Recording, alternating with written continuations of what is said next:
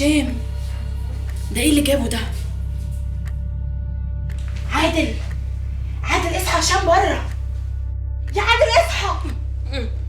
هشام مين؟ هشام مين؟ هشام، بقول لك هشام بره. هشام. لازم اروح افتح له. روح روح.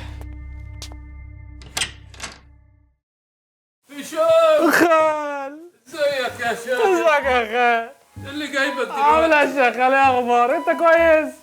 يا حبيبي يا خال.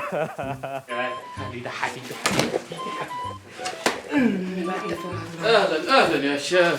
تعال يا خال، اتفضل زي بيتك، اتفضل. ايه يا حبيبي، طمنا على الناس، على الناس هناك في الفيوم، طمنا عليهم. يا خال الفيوم كلها بخير يا خال، ما تقلقش.